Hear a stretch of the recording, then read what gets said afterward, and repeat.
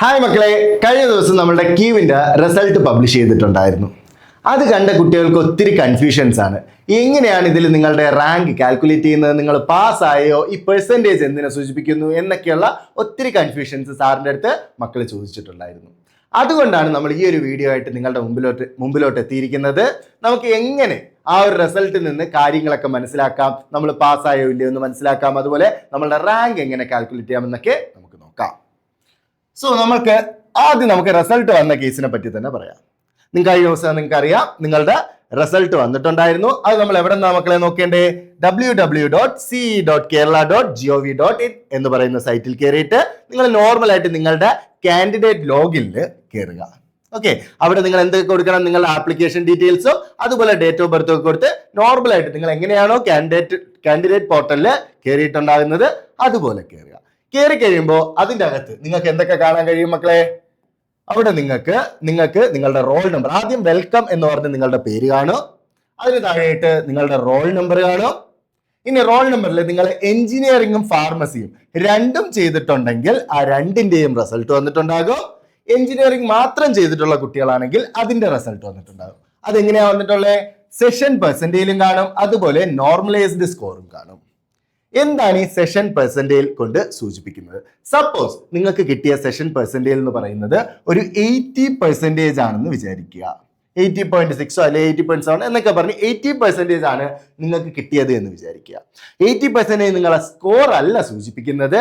നേരെ മറിച്ച് നിങ്ങൾ ഈ കീം പരീക്ഷ എഴുതിയ 80% ആൾക്കാരെ കാട്ടി മികച്ചതായിട്ട് പെർഫോം ചെയ്തിട്ടുണ്ട് എന്നുള്ളതാണ് സൂചിപ്പിക്കുന്നത്. ഓക്കെ, അപ്പൊ ഇവിടെ കാണിക്കുന്ന ഈ സെഷൻ പെർസെന്റേജ്, അത് ഇവിടത്തെ ആകാം, ഫാർമസിയിലുള്ള സെഷൻ പെർസെന്റേജ് ആകാം, അതൊക്കെ സൂചിപ്പിക്കുന്നത് നിങ്ങൾ ഇത്രയും ശതമാനം ആൾക്കാരെ കാട്ടി ബെറ്റർ ആയിട്ട് പെർഫോം ചെയ്തു എന്നുള്ളതാണ് സൂചിപ്പിക്കുന്നത്. ഇനി നേരെ വന്നിട്ട് നമ്മൾ നോർമലൈസ്ഡ് സ്കോർ ആണ്. ഇതാണ് നമ്മളുടെ കീമിന്റെ സ്കോർ എന്ന് പറയുന്നത്. ഇവിടെ നിങ്ങൾ 600 മാർക്കിനാണ് പരീക്ഷ എഴുതിയെന്ന് അറിയാം മക്കളെ. ഇവിടെ നമുക്ക് 300 മാർക്കിനാണ്. നിങ്ങൾ 600 മാർക്കിനെ 300 മാർക്കിലോട്ട് നോർമലൈസ് ചെയ്യും. നിങ്ങൾ കുറച്ച് ഔട്ട് ഓഫ് സിലബസ് അല്ല, തെറ്റായിട്ടുള്ള ചോദ്യങ്ങൾ അങ്ങനെയൊക്കെ പറഞ്ഞ് കുറച്ച് ക്വസ്റ്റ്യൻസ് കട്ട് ഓഫ് ചെയ്തിട്ടുണ്ടാകും. അതിന്റെ എല്ലാത്തിനും കൂടെ മാർക്കും കാര്യങ്ങളും എല്ലാം കറക്റ്റ് ആക്കിയിട്ട് അതിന്റെ ഒരു 50% എടുക്കുന്ന 600നെ 300ലോട്ട് മാറ്റിയിട്ട് നിങ്ങൾക്കൊരു നോർമലൈസ്ഡ് സ്കോർ ആക്കിയിട്ടുണ്ടാകും. ആ ഒരു സ്കോറാണ് നിങ്ങളുടെ ഒരു സ്കോർ എന്ന് പറയുന്ന കീമിന് നിങ്ങൾക്ക് കിട്ടിയിട്ടുള്ളത്. അപ്പൊ 600നല്ല, എത്രയ്ക്കാണ് മക്കളെ കീമിന്റെ സ്കോർ നോക്കുന്ന? 300നാണ്. സപ്പോസ് നിങ്ങൾക്കൊരു 110 കിട്ടിയത് എന്ന് വിചാരിക്കുക. അപ്പോൾ 300ന് നിങ്ങൾക്ക് 110 മാർക്കാണ് നിങ്ങളുടെ കീം സ്കോർ എന്ന് പറയുന്നത്.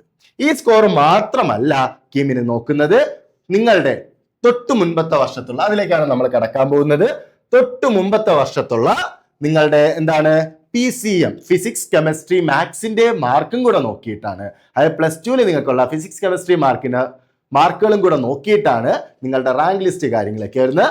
അതിലേക്ക് വരുന്നതിന് മുമ്പ് ആദ്യം പാസ് മാർക്ക് എന്താണ് എന്നുള്ളത് നോക്കാം. സോ നമുക്ക് ഇവിടെ ആക്കിയ മക്കളെ, നിങ്ങളുടെ പ്രോസ്പെക്ടസിന് 9.7.5 എന്ന് പറയുന്ന സെക്ഷനിൽ നിങ്ങൾ നോക്കിയാൽ നിങ്ങൾക്ക് അറിയാം, to qualify in engineering entrance examination. Okay, നിങ്ങളുടെ കീം എക്സാമിനേഷൻ അത് ക്വാളിഫൈ ചെയ്യാൻ, എൻട്രൻസ് എക്സാമിനേഷൻ ക്വാളിഫൈ ചെയ്യാനായിട്ട് നിങ്ങൾക്ക്, അല്ലെങ്കിൽ നിങ്ങളുടെ ആ റാങ്ക് ലിസ്റ്റിൽ, എഞ്ചിനീയറിംഗിന്റെ റാങ്ക് ലിസ്റ്റിൽ, ഇത് എഞ്ചിനീയറിംഗ് ആയിക്കോട്ടെ ഫാർമസിയുടെ റാങ്ക് ലിസ്റ്റ് ആയിക്കോട്ടെ, ആ റാങ്ക് ലിസ്റ്റിൽ നിങ്ങൾക്ക് ഒരു റാങ്ക് കിട്ടണം എന്നുണ്ടെങ്കിൽ മിനിമം നിങ്ങൾ എത്ര മാർക്ക് നേടിയിട്ടുണ്ടാവണം? നോർമലൈസ്ഡ്, നിങ്ങൾ തൊട്ട് മുമ്പ് കണ്ട നോർമലൈസ്ഡ് സ്കോറിൽ 10 മാർക്കെങ്കിലും നേടിയിട്ടുണ്ടാകണം. അപ്പൊ 10 മാർക്കിൽ കുറവുള്ളവർക്ക് റാങ്ക് ലിസ്റ്റിൽ അവർ വരത്തില്ല, അത് ഡിസ്ക്വാളിഫൈ ആയിട്ട് പോയിട്ടുണ്ടാകും. 10 കൂടുതലെങ്കിലും നിങ്ങൾ വന്നാൽ റാങ്ക് ലിസ്റ്റിൽ നിങ്ങൾക്ക് എന്തുണ്ടാകും മക്കളെ? ഇടം കാണും. ഇനി സപ്പോസ് നിങ്ങൾ ഇതിലൊരു എക്സംഷൻ കേസ് ഉണ്ട്, നമുക്കറിയാം കാറ്റഗറി റിസർവേഷൻ കാര്യങ്ങളൊക്കെ ഉണ്ട്, അത് ബാക്കി കാറ്റഗറിക്ക് ഒന്നുമില്ല. SC/ST കാറ്റഗറിക്ക് മാത്രം നിങ്ങൾക്കൊരു റിക്വയർഡ് ആയിട്ടുള്ള ഒരു സ്കോർ എന്ന് പറയുന്നത് ഇല്ല, മിനിമം സ്കോർ ഇല്ല. ഓക്കെ, അപ്പൊ നിങ്ങൾക്ക് മിനിമം സ്കോർ എന്ന് പറയുന്ന ഒരു കാറ്റഗറി ഇല്ല. പക്ഷേ നിങ്ങൾ എന്ത് ചെയ്തിട്ടുണ്ടാവാം? The candidates who fail to answer at least 1 question. Okay, ഒരു ചോദ്യമെങ്കിലും ശരിയായിട്ട് എഴുതാൻ കഴിയാതെ പോയ ആൾക്കാരെ ഡിസ്ക്വാളിഫൈ ചെയ്യും.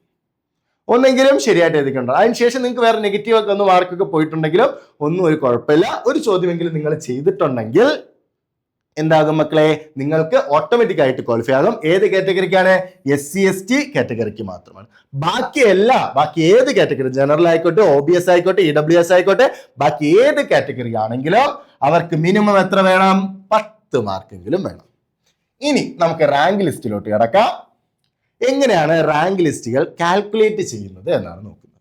റാങ്ക് ലിസ്റ്റ് ഈക്വൽ വെയിറ്റേജ് ആണുള്ളത്. 50-50%. 50% നിങ്ങളുടെ എൻട്രൻസും 50% നിങ്ങളുടെ തൊട്ടു മുമ്പത്തെ പരീക്ഷ ഏതൊക്കെയാണ്? പരീക്ഷയുടെ ഫിസിക്സ്, മാത്സ്, ഫിസിക്സ്, കെമിസ്ട്രി മാർക്കുകളും കൂടെ കൺസിഡർ ചെയ്തിട്ടാണ് നിങ്ങളുടെ റാങ്ക് ലിസ്റ്റ് പബ്ലിഷ് ചെയ്യുന്നത്. അപ്പോൾ നിങ്ങളുടെ തൊട്ടു മുമ്പുള്ള final year of the qualifying exam, തൊട്ടു മുമ്പ് നിങ്ങൾ ക്വാളിഫൈ ചെയ്തിട്ടാണ് നിങ്ങളുടെ +2 മാർക്കാണ് നോക്കുന്നത്. അവിടെ സ്റ്റേറ്റ് സിലബസ് ആണെങ്കിൽ 360 മാർക്കിനാണ് നിങ്ങളുടെ 3 സബ്ജക്ട്സും കൂടെ വരുന്നത്. ആ 360 നിന്ന് നിങ്ങളുടെ മാർക്ക് എടുത്താണ് ചെയ്തത്. അതെങ്ങനെയാണ് നമുക്ക് ഡീറ്റെയിൽ ആയിട്ട് കാണാം. ഓക്കെ, ഇനി CBC ICC ഒക്കെ ആണെങ്കിൽ അത് 300 മാർക്കിനാണ് വരുന്നത്. അത് തന്നെയാണ് അവിടെ എടുക്കുന്നത്. ഇനി ഡയറക്റ്റ് ആ മാർക്ക് അല്ല, 300 മാർക്ക് അല്ല എടുക്കുന്നത്. അത് നമുക്ക് കുറച്ച് കാൽക്കുലേഷൻസ് കാര്യങ്ങളൊക്കെ ചെയ്യും.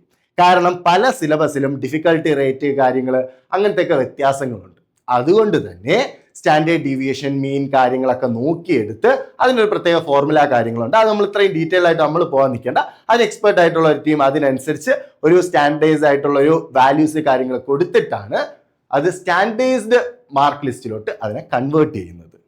ഓക്കെ, ഇനി സപ്പോസ് നിങ്ങളുടെ ചില കുട്ടികൾ എന്ത് ചെയ്തിട്ടുണ്ടാകും മക്കളെ, മാത്സ്, ഫിസിക്സ്, കെമിസ്ട്രി, അതിൽ ഫിസിക്സ് ചിലപ്പോൾ പഠിച്ചിട്ടുണ്ടാകണം എന്നില്ല, അതിൽ കെമിസ്ട്രി നിങ്ങൾ പഠിച്ചിട്ടില്ല എന്നുണ്ടെങ്കിൽ അവിടെ നിങ്ങൾക്ക് കാൽക്കുലേറ്റ് ചെയ്യാൻ പോകുന്ന മാർക്ക് എന്ന് പറയുന്നത് കമ്പ്യൂട്ടർ സയൻസിന്റെ മാർക്കാണ്.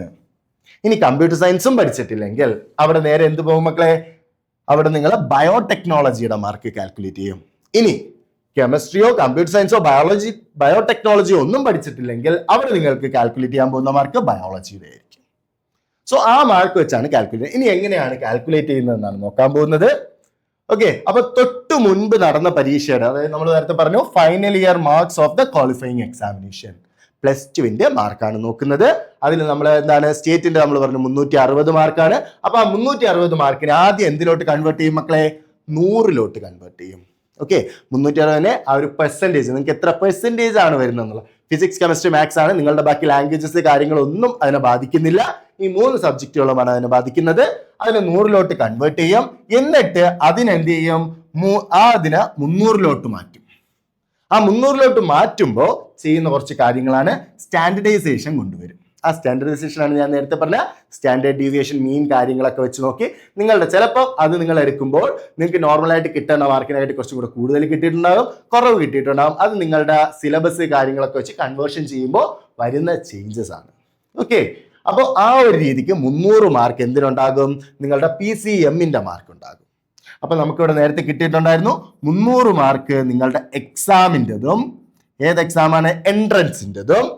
300 മാർക്ക് ഇത് നോർമലൈസ്ഡ് ആണ്. ഓക്കെ, നോർമലൈസ്ഡ് ആണ്. അടുത്ത് 300 മാർക്ക് നിങ്ങളുടെ എന്താണ്, ഫിസിക്സ്, കെമിസ്ട്രി, മാത്സിന്റെ സ്റ്റാൻഡർഡൈസ്ഡ് മാർക്കുമാണ് വരുന്നത്. ഓക്കെ, ഈ 2 മാർക്കും കൂടെ കൂട്ടുമ്പോൾ 600-ന് നിങ്ങൾക്കൊരു സ്കോർ കിട്ടും. 600-ന് നിങ്ങൾക്ക് എന്ത് കിട്ടും മക്കളെ, ഒരു സ്കോർ കിട്ടും. ആ ഒരു സ്കോറിന്റെ ബേസിസിലാണ് റാങ്ക് ലിസ്റ്റ് പബ്ലിഷ് ചെയ്യുന്നത്. കേട്ടോ മക്കളെ? അപ്പോ നിങ്ങൾക്ക് ഇതാ ഇവിടെ അതാണ് പറഞ്ഞിട്ടുള്ളത്, നമ്മളുടെ നോർമലൈസ്ഡ് സ്കോർ 300-നുള്ള നോർമലൈസ്ഡ് സ്കോർ ഉണ്ട്.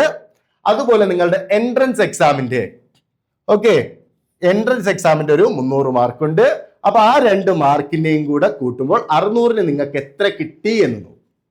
അപ്പൊ 600-ന് എത്രയാണോ കിട്ടിയത് അതാണ് നിങ്ങളുടെ മാർക്ക്, കീമിന്റെ മാർക്ക് എന്ന് പറയുന്നത്. എഞ്ചിനീയറിംഗ് എൻട്രൻസിന് വേണ്ടി അല്ലെങ്കിൽ എഞ്ചിനീയറിംഗ് അഡ്മിഷന് വേണ്ടി നിങ്ങൾ പോകുമ്പോൾ നിങ്ങളുടെ മാർക്ക് എന്ന് പറയുന്നത്. ആ മാർക്കിനെ ആസ്പദമാക്കി എന്ത് ചെയ്യും മക്കളെ, റാങ്ക് ലിസ്റ്റ് പബ്ലിഷ് ചെയ്യും. ഓക്കെ, അപ്പോൾ ആ ഒരു ഇതിനനുസരിച്ച് നമ്മളുടെ വെബ്സൈറ്റിൽ തന്നെ, CAയുടെ വെബ്സൈറ്റിൽ തന്നെ റാങ്ക് പബ്ലിഷ് ചെയ്യും. ഓക്കെ, ഇനി ആ ഒരു റാങ്ക് പബ്ലിഷ് ചെയ്യുന്നതിനനുസരിച്ചാണ് എഞ്ചിനീയറിംഗിനും BPharm ഓരോന്നിനും നിങ്ങളുടെ കീമിൻ്റെ അകത്തുള്ള ഓരോ കോഴ്സുകൾക്കും അല്ലെങ്കിൽ എഞ്ചിനീയറിംഗിന്, BPharm ഇനി നമ്മൾ ആയുർവേദത്തിന് പോകുന്ന അതിന്, മെഡിക്കൽ ഫീൽഡുകൾക്ക് അതിന്, അങ്ങനെ ഓരോന്നിനും സെപ്പറേറ്റ് റാങ്ക് ലിസ്റ്റുകളാണ് പബ്ലിഷ് ചെയ്യുന്നത്.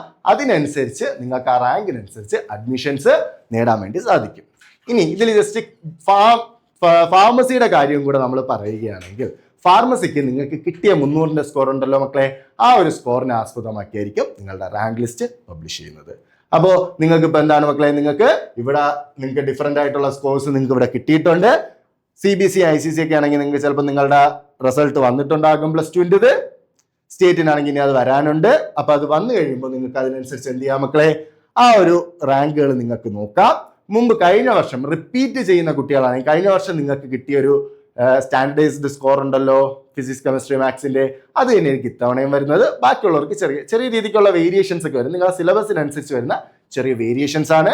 ജൂൺ 10 റിസൾട്ട്, അതായത് നിങ്ങളുടെ റാങ്ക് ലിസ്റ്റ് കാര്യങ്ങളൊക്കെ പബ്ലിഷ് ചെയ്യുന്നത്.